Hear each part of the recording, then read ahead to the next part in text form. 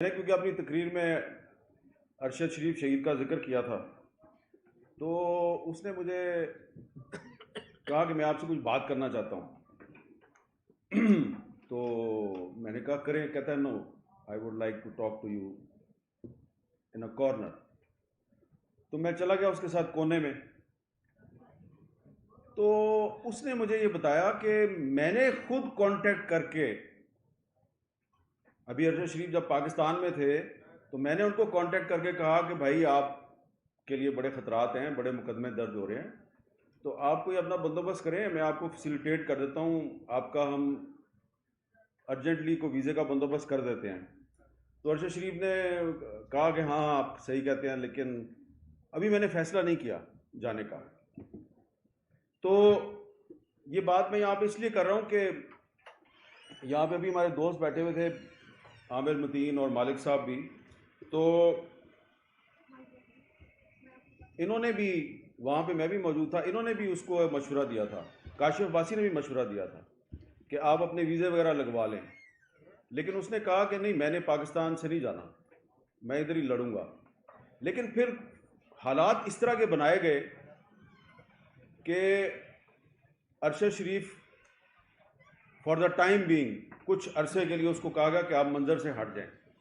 तो अभी जो इधर शुरू में जो बात हुई थी ना कि जी वो कुछ लोगों ने उसकी ट्रोलिंग की थी, तो थोड़े दिन के लिए तो बहुत से लोग जाते हैं। हम इस चीज़ के ऐनी शाहिद हैं कि वो कुछ अरसे के लिए बहुत शदीद इसरार पे थोड़े अरसे के लिए, कुछ दिन के लिए उसको कहा गया था कि आप मंजर से हट जाएं। और अभी ये 1.5-2 घंटे पहले एक डिप्लोमेट जो हैं, वेस्टर्न डिप्लोमेट, वो भी मुझे यही बता रहे थे। तो मैंने उसको कहा कि हाँ आप सही कहते हैं, हमारे साथ भी उसकी यही बात हुई थी, वो पाकिस्तान से नहीं जाना चाह रहा था, लेकिन फिर उसको कहा गया कि हिकमत का मुजाहरा करो, थोड़े दिन के लिए चले जाओ। तो यहाँ पे बड़ी बात हुई है जी। मैं ज़्यादा लंबी बात नहीं करूँगा। इधर एक हिकमत अमली बनाने की बात हुई है कि स्ट्रेटजी कैसे बनाई जाए कि अरशद शरीफ को इंसाफ कैसे दिया जाए। यहाँ पे इमरान रियाज साहब जो हैं उन्होंने बिल्कुल सही कहा कि सियासतदान जो हैं वो तो इस काबिल नहीं है कि वो सहाफ़ियों की ज़िंदगी के लिए ख़तरात बने, लेकिन वो कभी कभी सहूलतकार बन जाते हैं। तो सियासतदान जो है उसमें वाकई जुर्रत तो नहीं होती, लेकिन वो अपनी कमज़ोरी और बुज़दिली की वजह से सहूलतकार ज़रूर बन जाता है। तो उसको सहूलतकार नहीं बनना चाहिए। हमारे यहाँ पे एक दोस्त ने भी बात की, सलीम साबी साहब ने, कि उन्होंने बहुत से नाम लिए, बहुत से सहाफ़ियों के नाम लिए कि अगर उनके मुकदमा कत्ल या उनकी शहादत की तहकीकात की जाती, उसमें हम अगर अपनी इत्तेहाद का मुजाहरा करते तो शायद अरशद शरीफ को भी शहीद ना किया जाता। इस हवाले से भी मैं आपको एक चीज़ बताना चाहता हूँ। जब 2016-17 में अरशद शरीफ शहीद ने इस्लामाबाद हाई कोर्ट में एक पिटीशन दायर की, और उनके वकील थे शब्बीर साहब, शायद उनका नाम था। तो उन्होंने एक पिटीशन दायर की कि जी जो हामिद मीर पे जो अटैक हुआ था, तो उसकी जो इंक्वायरी रिपोर्ट है वो पेश की जाए। अच्छा, अब मैंने जब वो अखबार में ख़बर पड़ी तो आमिर मतीन के घर में अरशद शरीफ को मिला। मैंने उसको कहा यार आप ने पिटीशन दायर किया? कहते हैं हाँ जी की है। तो अब मैंने उसको पूछा यार खैरियत है, आपने क्यों पिटीशन दायर? उसने कहा जी किसी भी कमीशन का पता ही नहीं चलता, रिपोर्ट ही नहीं आती, तो कम से कम एक ये कमीशन है, इसमें सुप्रीम कोर्ट का चीफ जस्टिस जो है वो उसको हेड कर रहा था, उसकी सरबराही कर रहा था उस कमीशन की, तो ये रिपोर्ट तो आनी चाहिए ना। मैंने कहा चलो ठीक है। अब मैंने उस वक्त सोचा, माजरत से यहाँ पे हमारे पीएफयूजी की लीडरशिप भी मौजूद है, मैंने सोचा यार ये काम तो पीएफयूजी को करना चाहिए था, ये अरशद शरीफ कर रहा है। लेकिन शुक्र है कि आज अरशद शरीफ के मामले पे पीएफयूजी खामोश नहीं है। और एक बात मैं आपको मैं इसमें बहुत क्लियर हूँ, बड़ी मैं क्लैरिटी के साथ आपको बता रहा हूँ। आप जितनी मर्जी यूनिटी का मुजाहरा कर लें, आप यूएन को ख़त लिख दें, आप जाके हुकूमत वक्त के साथ सारे इकट्ठे होकर चले जाएं, जितना मर्जी प्रेशर डाल लें, बात वही है। 100 बातों की एक ही बात है भाई, अभी तक एफआईआर दर्ज नहीं हुई तो बात आगे कैसे बढ़ेगी? तो क्या हमारे पास कोई ऐसा रास्ता है कि FIR भी दर्ज नहीं हो रही और सुप्रीम कोर्ट का चीफ जस्टिस जो है वो भी एक आज खुद नोटिस लेके और अब सिर्फ खानापूरी कर रहा है, और जो हाल है इस वक्त अदालतों का वो भी आपके सामने है। और जिन पर शक किया जाता है, अरशद शरीफ शहीद की वालदा ने जिन लोगों को नॉमिनेट किया है उनका भी आपको पता है। तो क्या हमें इंसाफ मिल सकता है? एक सवाल है। बहुत से लोग ये कहेंगे कि इंसाफ नहीं मिल सकता। मैं ये समझता हूं कि आपको इंसाफ मिल सकता है। कभी कभी ऐसा भी होता है कि इंसाफ जो है वो आपको हाई कोर्ट या सुप्रीम कोर्ट से नहीं मिलता, आप तारीख से इंसाफ तलब कर लेते हैं, और तारीख से इंसाफ तलब करना आपका हक है। और जब आपको हक ना मिले तो फिर हक को छीन लेना चाहिए। अब आप सोचेंगे कि ये हम इंसाफ कैसे छीने? इंसाफ छीनने के दुनिया में बहुत से जायज़ कानूनी तरीके मौजूद हैं।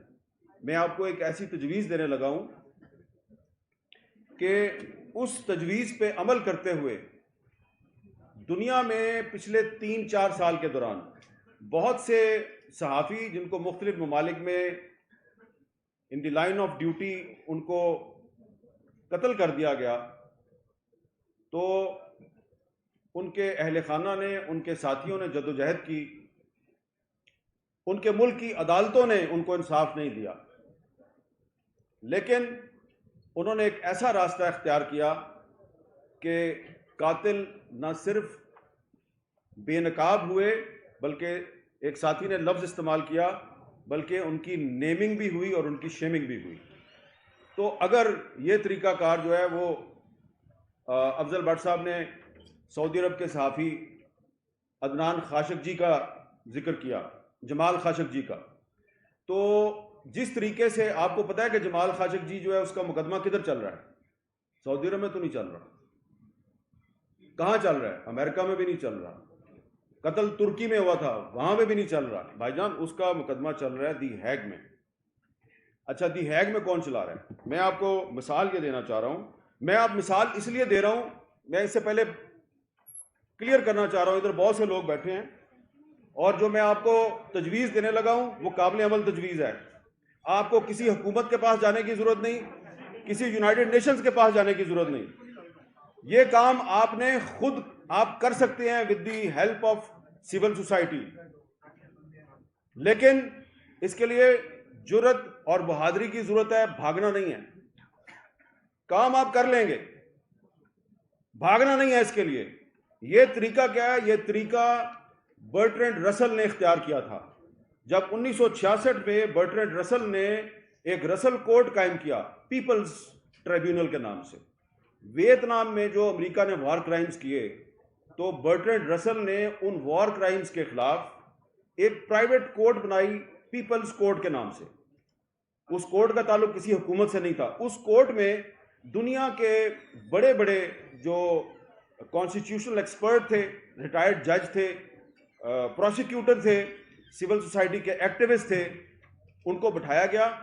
उन्होंने बाकायदा प्रोसीडिंग की, गवाह आए, उन पे जरा हुई, और उसका जो रसल कोर्ट का फैसला है, उस फैसले के नतीजे में अमेरिका को वियतनाम में जंगी जराइम का मुजरम करार दिया गया। और जो रसल कोर्ट का जो फैसला था वो उसको किसी ने ये नहीं कहा कि जी ये तासुब पे मबनी फैसला था या हम इसको नहीं मानते। और उस रसल कोर्ट के फैसले के बाद अमेरिका वियतनाम से अपनी फौज निकालने पर मजबूर हुआ था।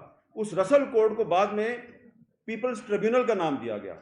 और पिछले साल दी हैग में अदनान खाशकजी, एक श्रीलंकन जर्नलिस्ट और एक कोलंबिया के जर्नलिस्ट, इन 3 सहाफ़ियों की जो केस था उस पे एक पीपल्स ट्रिब्यूनल बनाया गया, उसकी प्रोसीडिंग शुरू हुई।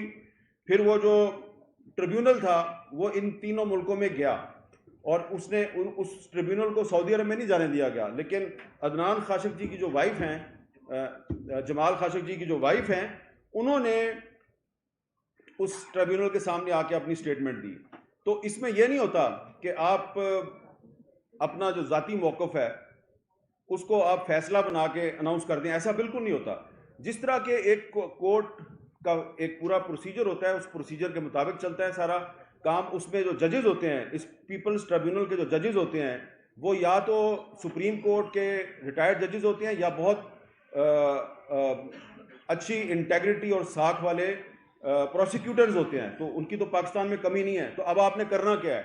आपको अगर सुप्रीम कोर्ट ऑफ पाकिस्तान से इंसाफ नहीं मिल रहा, हाई कोर्ट से इंसाफ नहीं मिल रहा, और अरशद शरीफ शहीद की फैमिली जो है उसको लोअर कोर्ट में जाके तारीख पे तारीख में उनको वहाँ पे पेश होना पड़ता है, और सबको पता है कि वहाँ से तो इंसाफ नहीं मिलेगा। तो हमने और आपने करना क्या है? बड़ा सिंपल है। आपने Pakistan federal union of journalist ने और दीगर जो स्टेक होल्डर्स हैं, आपने supreme court bar association, Pakistan bar council, human rights commission of Pakistan, reporters without border, committee to protect journalist और फ्री प्रेस अनलिमिटेड, इन सब के साथ मिलकर एक मीटिंग करनी है। ये इसलिए मैंने नाम लिए हैं कि जो दी हैग में जो पीपल्स ट्रिब्यूनल बनाया गया है, जो दुनिया के मशहूर सहाफ़ियों के कत्ल के मुकदमात की समाअत कर रहा है, उस पीपल्स ट्रिब्यूनल को बनाने में RSF, reporters without borders, CPJ और फ्री प्रेस अनलिमिटेड, इन 3 तंजीमों ने उनको इकट्ठा किया। और इन 3 तंजीमों के साथ अगर आपका राब्ता नहीं है तो मैं आपका राब्ता करवा देता हूँ। मैं खुद पिछले साल दी हैग में मुझे भी बुलाया गया था, मैं भी वहाँ पे गया था और मैंने भी वहाँ पे बात की थी। तो ये कोई मुश्किल काम नहीं है। आपने पीपल्स ट्रिब्यूनल बनाना है, आपके पास बहुत बड़े बड़े लॉयर्स हैं, आपके पास बहुत बड़े बड़े जजेस हैं, लेकिन उसमें होगा क्या कि उसको बिल्कुल उसी तरीके से चलाना है जैसे कि एक प्रॉपर कोर्ट चलती है। और उसमें आप अपना जो प्राइम सस्पेक्ट है, मुलजिम, जिसका आप सबको पता है मुलजिम कौन है, वो मालिक साहब ने एक मुलजिम का नाम लिया है, ठीक है, वो भी होगा, उसका नाम F से शुरू होता है। मेरा ख्याल है मुलजिम का नाम तो B से शुरू होता है। तो ठीक है, दोनों को हम मुलजिम समझ लेते हैं। तो जितने भी मुलजमान हैं, उन मुलजमान को बाकायदा हम समन भेजेंगे। पीपल्स ट्रिब्यूनल की तरफ से उनको खत लिखा जाएगा कि इतने फलां दिन इतने बजे फलां जगह पे हमारी समाअत होगी, हमारी प्रोसीडिंग होगी, आप आएँ और अपना मौक़िफ़ दें। अगर वो नहीं आते तो अपना वकील भेज दें। अगर वकील नहीं आता, इसका मतलब है गिल्टी। तो जिस तरह जो रसल कोर्ट का फैसला था, जो पीपल्स ट्रिब्यूनल था, उसके फैसले की बुनियाद पे अमेरिका जैसी एक सुपर पावर वियतनाम से अपनी फौज निकालने पे मजबूर हुई थी। तो मैं समझता हूं कि अगर आप पाकिस्तान में पीपल्स ट्रिब्यूनल बना दें और अरशद शरीफ शहीद का जो केस है उसको प्रॉपर तरीके से वहां पे आप चलाएं, तो उसके बाद ना सिर्फ अरशद शरीफ को इंसाफ मिलेगा, बल्कि उसके बाद सलीम शहजाद को भी इंसाफ मिलेगा, मूसा खान खैल को भी इंसाफ मिलेगा, और हयातुल्लाह खान समेत उन 160 मीडिया वर्कर्स को भी इंसाफ मिलेगा कि जिनको आज तक इंसाफ नहीं मिला, जिसका जिक्र अफजल भट्ट साहब यहाँ बार बार कर रहे थे।